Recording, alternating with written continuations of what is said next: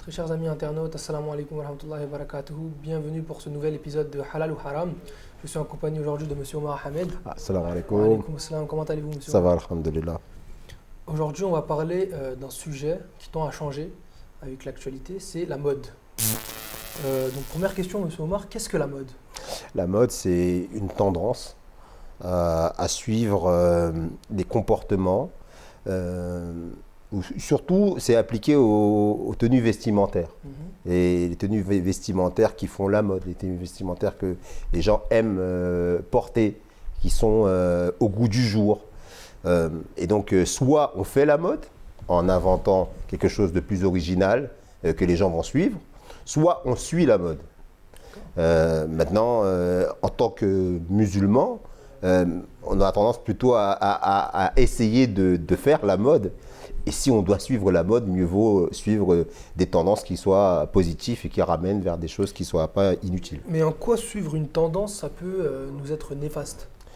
Il y a justement, si on suit une tendance qui va mener vers la vulgarité, la grossièreté, une tendance qui va avoir des effets négatifs dans notre comportement, notre manière de se comporter vis-à-vis des autres.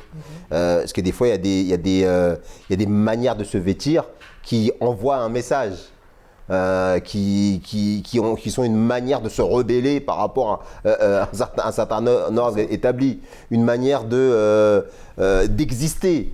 Et il y a d'autres manières de pouvoir exister, de pouvoir se distinguer que la provocation. Et il y a cette tendance chez les jeunes à être provoquant, à être vulgaire, à être rebelle pour pouvoir exister, pour pouvoir se distinguer dans la société. Chose que l'islam n'encourage pas du tout.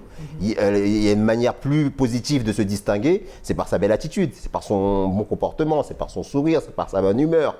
Des choses qui sont souvent, malheureusement, à contre-courant de ce qui se passe aujourd'hui, surtout de la part de la jeunesse. Parce que souvent, on reproche aux jeunes d'être irrespectueux, d'être irrévérencieux, de faire preuve d'incivilité, de ne pas donner le respect aux personnes plus âgées. Eh bien, le musulman, lui, la mode qu'il devrait suivre et qui devrait montrer et qui devrait faire en sorte que les gens suivent, c'est cette mode qui a trait au respect de l'aîné, à être souriant, de bonne humeur, à vivre en société de manière affable, sociable. Et cette tendance qui est à contre-courant, s'il l'a fait d'une manière sage et bien à propos, eh bien, il peut être celui qui fait la mode. Il y a aussi des avantages à suivre les tendances. Il y a des avantages à suivre les tendances, encore une fois, si cette tendance-là ramène vers la moralité.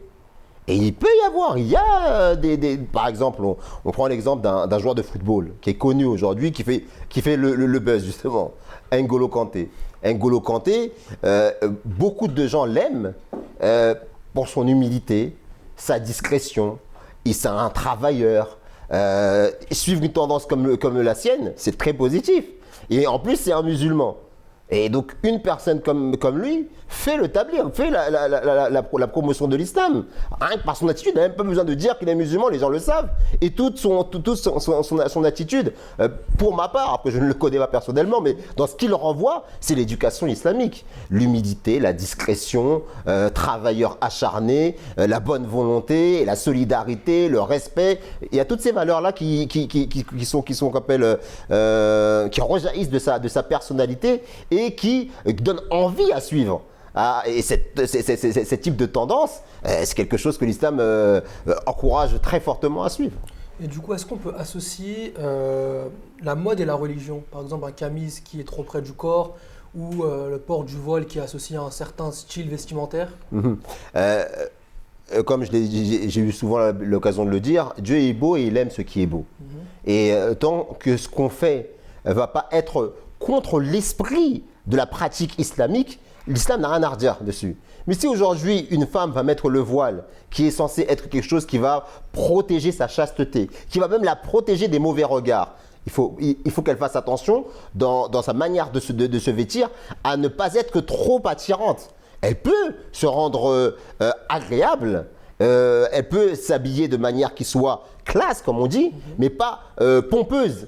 Et de manière à ce que ce soit contraire aux intérêts de l'esprit du port du voile. Pareil pour l'homme. Hein, un homme qui va mettre qu'une camis, bon déjà, s'il veut mettre une camis et qu'il la met à la manière d'un bodybuilder, alors que le musulman doit envoyer une certaine modestie, une certaine humilité, une certaine simplicité. Bah, pareillement, c'est contraire à l'esprit de la simplicité, de la modestie et